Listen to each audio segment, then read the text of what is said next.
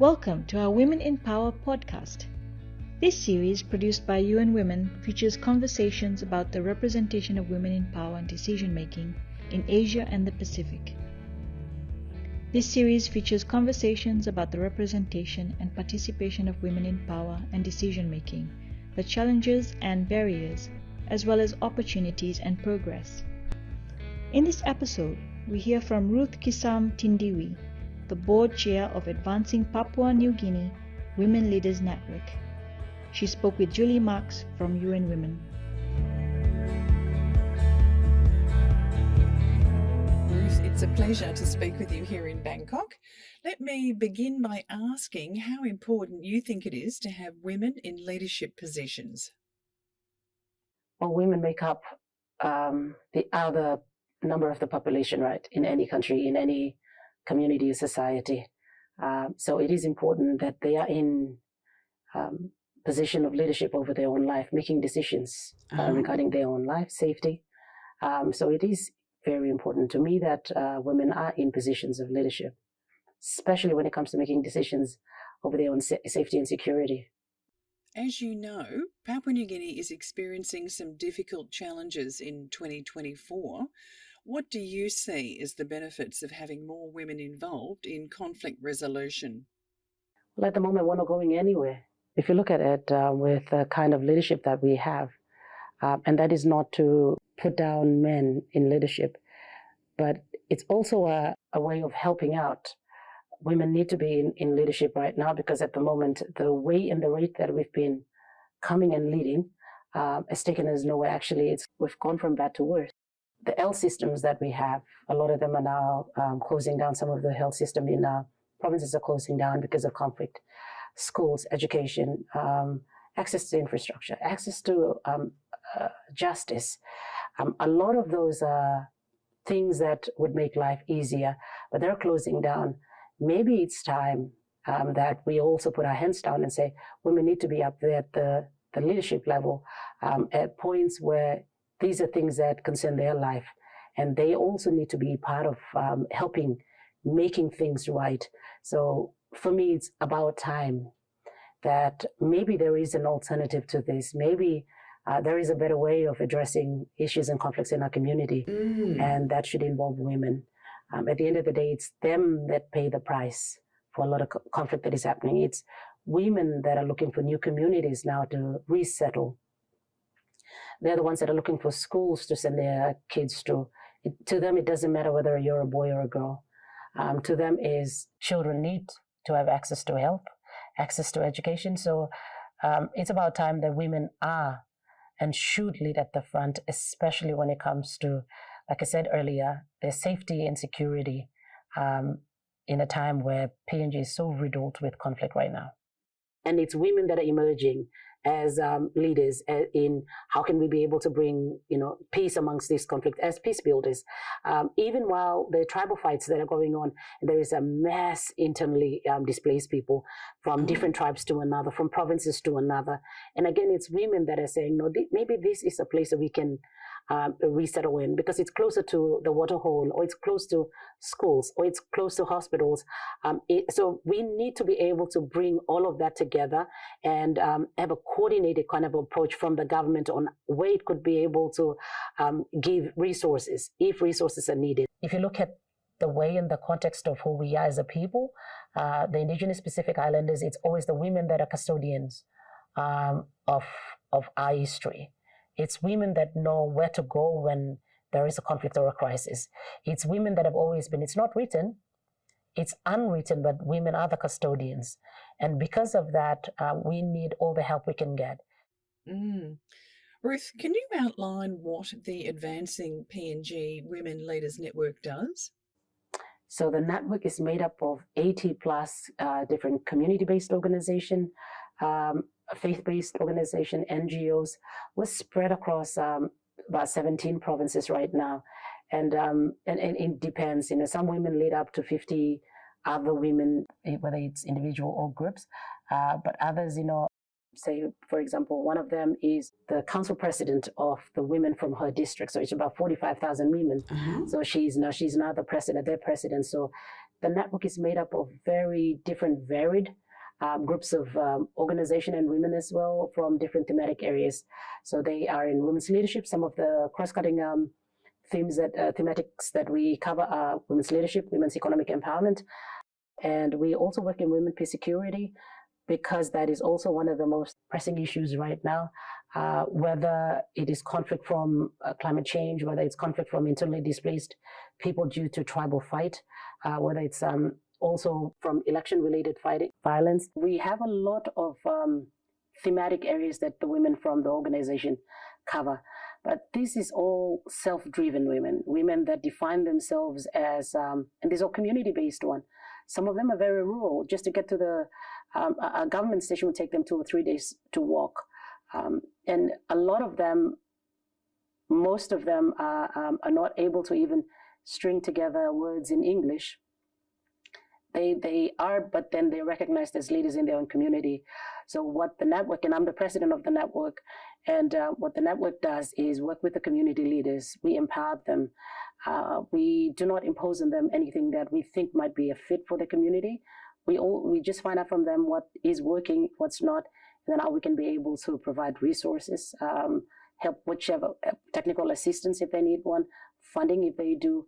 So as a network, as a secretariat, we apply for funding, and it is through us that we call it the pass-through funding. So we pass it on to them, whether it's to build up their capacity or whether it's for further network that they do. So we also encourage amongst themselves to network together and help so they build a stronger community of women leaders from very, very varied sort of spectrum, but right across the country. So what we do is basically try to provide them the safety net for these women to be able to work together and at the same time help build their communities and in return build a country as a whole. So we're based out of Moresby. The network, the secretariat is based out of Moresby, but the organization or the women themselves are spread across 17 provinces right now. Yeah. Yeah.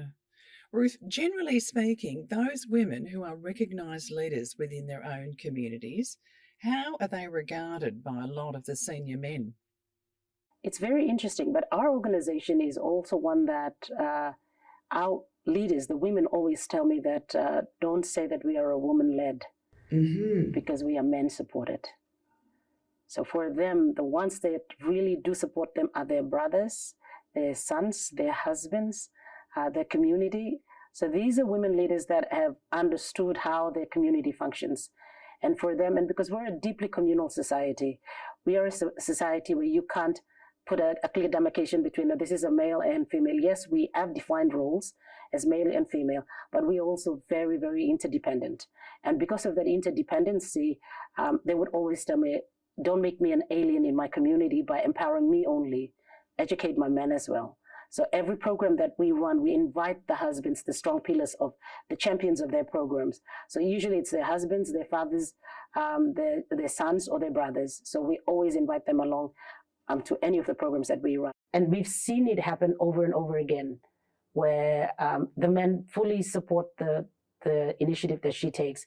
So it's actually community driven, but it's that one single person, the woman, it's led by a woman, but it's community driven. And for us, that's really important. While we want to make it a woman organization, we also understand to them, feminism means that it's a strong woman supported by strong men. That's what feminism is for them. So it's not just an individual thing for a woman to lead up front and then to bring other women along. No, it's for them to lead up front, but bring their community along. So family is a very big thing for them. So for us as the Secretariat, we do not want to impose what we think is right for them. If what works for them is there are men standing with them and them recognizing it, then it's really important because it's what's worked for them and what's going to be holding their community together. Yeah. Okay. You talked about how things don't seem to be improving, but if you look back over the history of your involvement with this network, how has the organisation's work helped to advance women's participation and leadership Is that mainly at the community level, or is it having a broader impact? Both, I would say. Both. Since being involved with this organization, it has made me a better person. It has also given me different perspective. So I've been involved in sorcery accusation related violence for a very long time. That has been my activism, has been strongly in that space with and gender-based violence. But the moment I became the chair of the board of the Advancing PNG Women Leaders Network 3-4 years ago, I saw Papua New Guinea in a different perspective. I saw that the very fiber of Papua New Guinea was held together by community, whether it was led by women or strong men, whether it was in form of pastors or a village court magistrate or the tribal chief. Cultural governance worked where the government road ended. And that was what the community leaders would tell me. State ends where the road ends. And the rest of us were held together by our deep cultural governance. And for me, that was what was really important, that we not only tap into it, but we activate it. We use that to strengthen the work that we did. So since being the president, there was one thing that I also realized with these women were that for them, it didn't matter. It didn't matter if help came from outside. They had everything they needed. All they needed was that they needed to band together, and they wanted also to be recognized that this is what is working in our communities. So, and it's interesting because after colonization, we had a system that really worked. And then 20 years into being independent, and then things started deteriorating, whether it was road infrastructures, education, schools, hospitals, a lot of the other infrastructure that we had, things started deteriorating. But then people had, think tanks around the world kept saying the PNG is a failed state, would fail. And yet we didn't. And one of the things that I realized was that people already had this web that held them together. Their fabric in their society was strong. Whether there wasn't a hospital, people would actually pick up the person that was sick and walk for days to the nearest hospital. Whether there was no road, they would build their own road. Whether there was no school, they would actually build their schools. I was part of projects that we would extend airstrips, or we would build airstrips and then walk to the nearest province to be able to liaise with those provincial leaders on how we could get our hospitals working or schools working. People were resilient. And it came off to me that, yes, while we might have a system, a government system that could be fluctuating and flailing and it's not working, we had vibrant communities. We had vibrant society that were working. And for me, since being the president, I thought that's the strength. That's the strength of our community. We need to harness that, because if we can do a bottom-up one, maybe we can be able to change what's not working. So that's the approach that we've taken. That's what we have decided to do, that working with our communities, empowering them, maybe at the same time lobby from the top down. So since being with them, or before that, I've done lobbying where we've repealed laws around sorcery, accusation-related violence. We've amended the criminal code. We've worked on passing new acts that include the different legislation that we knew that could really help, whether it was also policies or strategies the government could use.